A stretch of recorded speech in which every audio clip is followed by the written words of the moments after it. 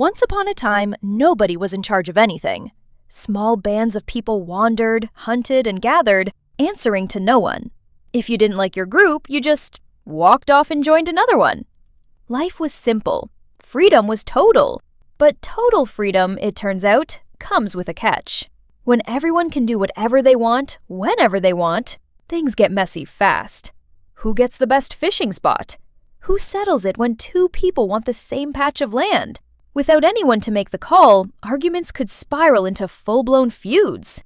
Groups that figured out how to settle disputes peacefully tended to survive a lot longer than groups that didn't.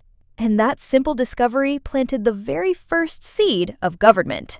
The earliest form of leadership wasn't a king or a president. It was usually just the person everyone trusted the most.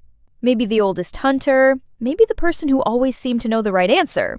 These early leaders didn't have armies or crowns. They had something simpler: people's willingness to listen. As groups grew larger, one wise elder wasn't always enough. Then came one of the biggest plot twists in human history: farming. Instead of wandering to find food, people could grow it in one place. And staying in one place meant something new, things worth protecting. Grain stores, homes, livestock. Suddenly, there was a lot more to organize, and a lot more to lose. Bigger communities needed clearer rules and someone to enforce them. This is where things start looking a lot more like government as we know it. As villages grew into towns and towns grew into cities, leadership had to scale up too.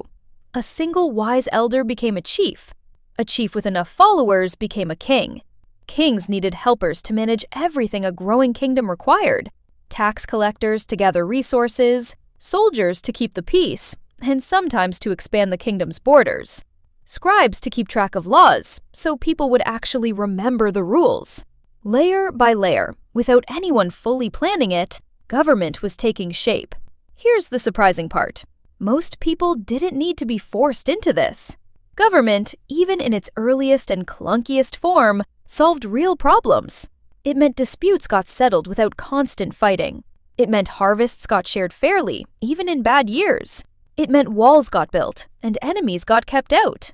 In exchange for giving up a little personal freedom, people gained a lot more safety and stability.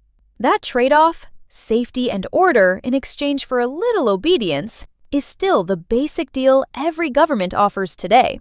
Governments didn't begin with grand speeches or perfect plans. They began with a much smaller idea: someone people trusted, solving small problems one at a time. Villages became towns. Towns became kingdoms.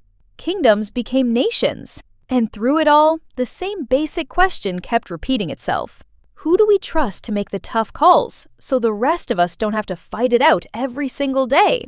That question is still being answered in every country, every single day.